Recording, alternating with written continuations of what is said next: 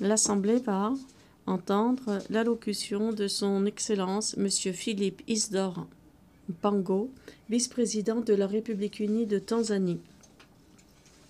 Je prie le protocole de bien vouloir accompagner son Excellence, que j'invite à prendre la parole devant l'Assemblée.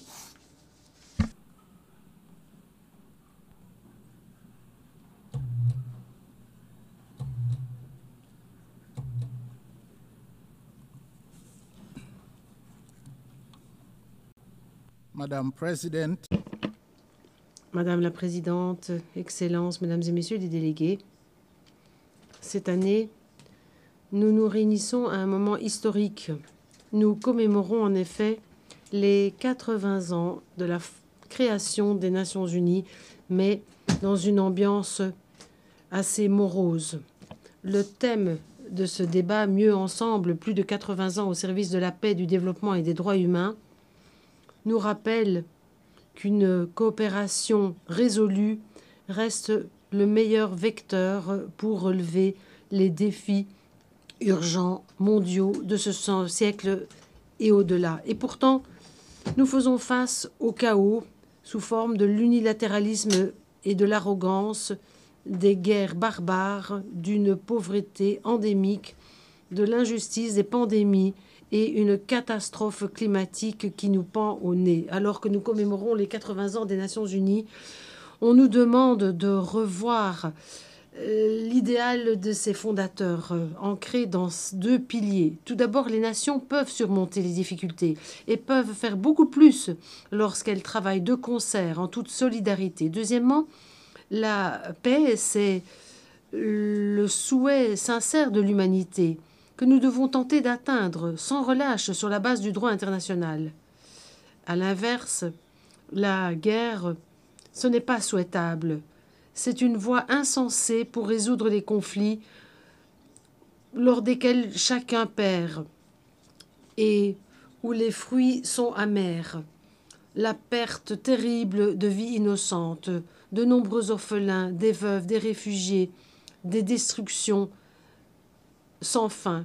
Et pourtant, la Charte des Nations Unies nous a guidés à travers de nombreux écueils au cours de ces 80 années, en nous rappelant de respecter la paix, la justice, la coopération, d'avoir recours au dialogue pour résoudre les conflits. Aujourd'hui, alors que le monde fait face à de nouvelles épreuves, nous devons respecter ces principes fondamentaux, car ce n'est que en respectant et en vivant selon les principes de la Charte que nous pouvons faire honneur au passé et construire un avenir plus sûr et meilleur pour nous tous. Excellence, ces 8 dernières décennies nous rappellent aussi que le changement, c'est la seule constante dans notre monde. Les difficultés d'aujourd'hui, ce ne sont pas les mêmes difficultés que les difficultés d'hier, et demain, ce en seront d'autres aussi.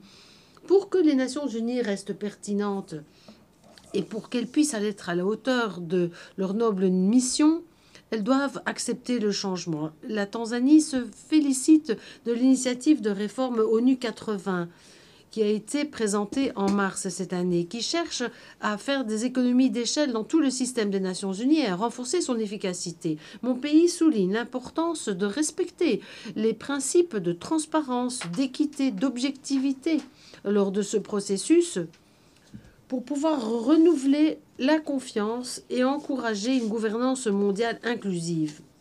Nous remercions le secrétaire général d'avoir fait participer les États membres à cette entreprise. Cependant, la Tanzanie réitère la position de l'Afrique pour ce qui est de rectifier la sous-représentation de notre continent au Conseil de sécurité. Nous demandons pour l'admission au moins de 2 sièges permanent pour l'Afrique avec pouvoir de veto, comme cela a été mentionné dans le consensus des Zulwini.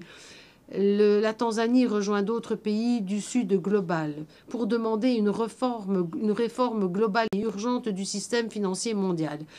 Si nous appuyons les résultats de la 4e conférence internationale sur le financement pour le développement qui s'est tenue à Séville en Espagne cette année, nous renouvelons l'appel pour renforcer le financement sur le long terme, revoir certains cadres pour les crédits souverains et repenser certaines évaluations de la durabilité de la dette afin de libérer des capitaux pour l'investissement dans l'infrastructure, dans l'éducation, la santé et l'adaptation climatique. Nous réitérons notre demande pour que la voix de l'Afrique soit entendue et mieux représentée dans les structures de gouvernance du FMI et de la Banque mondiale.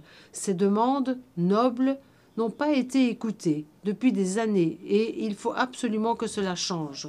Excellences, les ODD sont encore et toujours notre plan commun pour un monde meilleur. Et pourtant, il nous reste que 5 ans avant 2030. Et on a pu constater que plus de 80% des cibles, en fait, ont pris du retard. Il y a des progrès pour la moitié des objectifs qui sont insuffisants et faibles. Ce que nous voyons tous pourtant, qui empêche les progrès, c'est un gouffre financier de 4 000 milliards par an. Cependant, la Tanzanie reste engagée par rapport à ce processus et a fait de nombreux efforts pour mettre en œuvre le programme à l'horizon 2030, avec des résultats généraux à peu près estimés à 60%. Des exemples, notamment pour l'ODD 3, où la mortalité maternelle est passée de 750 décès pour 1000 naissances en 2000 à 104 en 2022. Au titre de l'ODD 6, accès à l'eau propre, autant dans les zones rurales que urbaines, nous sommes passés de 32 à 55% en 2000 à 79,9 et 94% respectivement en 2024. Concernant une énergie propre à un prix raisonnable, ODD numéro 7, le nombre de villages qui sont connectés à l'électricité maintenant sont passés de 8 787 en l'an 2000 à 12 318 en 2024. Seuls 14 villages n'ont toujours pas l'électricité. Cependant, il reste encore de redoutables défis à relever, notamment pour ce qui est de la durabilité environnementale, ODD 13, 14 et 15. Si nous nous tournons vers l'avenir, nous voulons exhorter la communauté internationale à renforcer sa riposte collective par rapport au changement climatique, à saisir l'occasion que présente la COP30 à Belém au Brésil, en considérant comme prioritaire la concrétisation des engagements en matière d'action climatique, notamment pour ce qui est du fonds des pertes et dommages. Nous demandons pour un financement sur le long terme, un transfert des technologies, des conditions commerciales beaucoup plus justes pour compléter la mobilisation du revenu national, pour éviter la fuite des capitaux et arriver à des partenariats d'où tous sortiraient gagnants pour exploiter nos ressources naturelles. Je suis heureux de vous informer qu'en juin 2025, nous avons lancé l'idéal de la Tanzanie 2050, qui tente de combiner les aspirations de développement sur le long terme ainsi que le programme des ODD.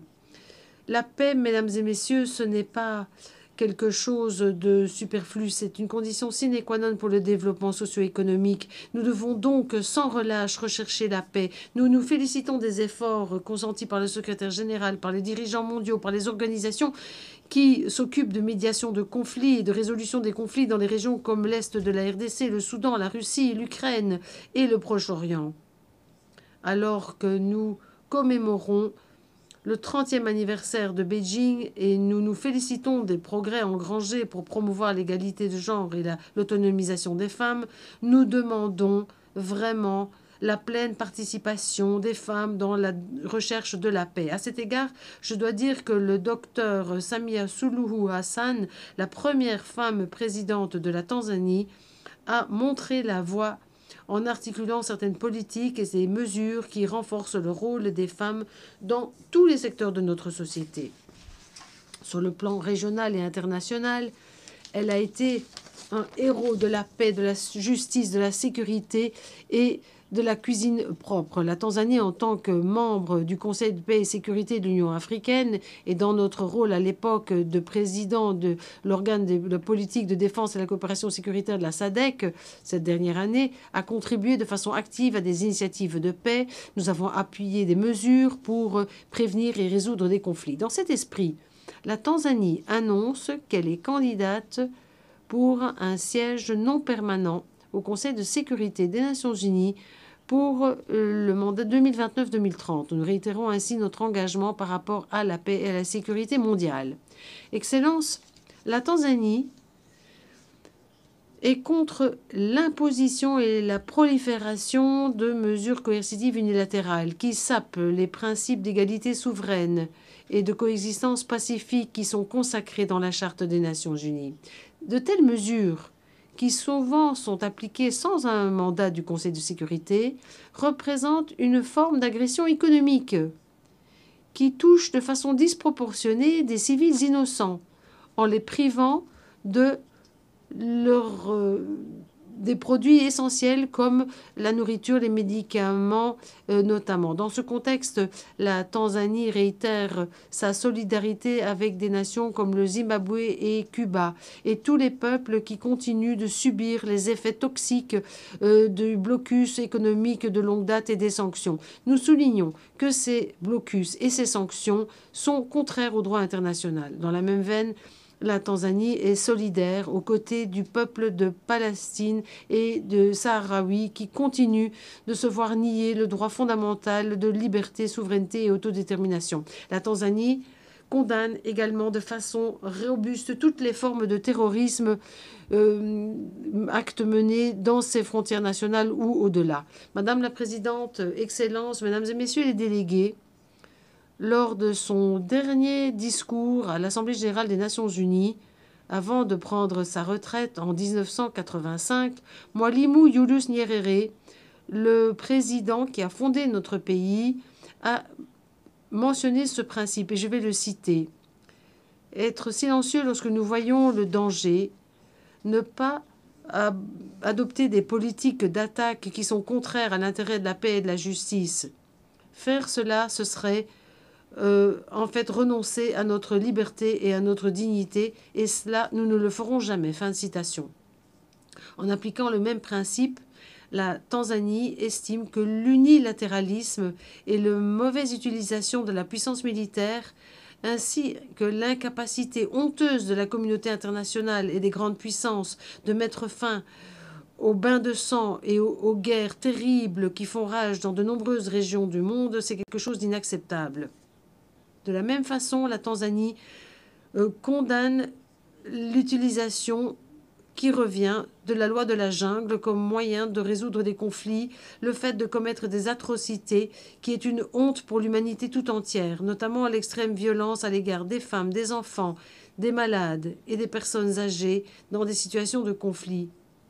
Nous condamnons également des attitudes impériales, notamment par rapport à l'Afrique, que l'on considère parfois comme une mine gratuite qui peut être exploitée comme bon leur semble et qui peut être pillée. L'hypocrisie des compagnies internationales qui sont parfois appuyées par des États qui continuent de prospérer grâce à l'exploitation des ressources naturelles de l'Afrique tout en causant ou en appuyant des conflits. Tout cela doit prendre fin tout de suite.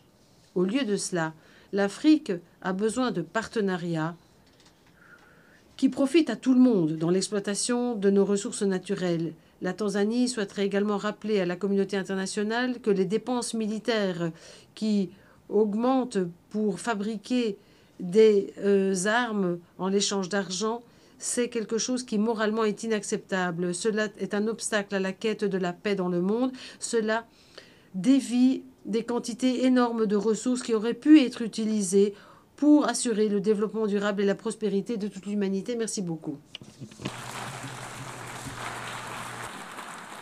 On behalf of the Assembly, Au nom de l'Assemblée, je tiens à remercier le vice-président de la République unie de Tanzanie.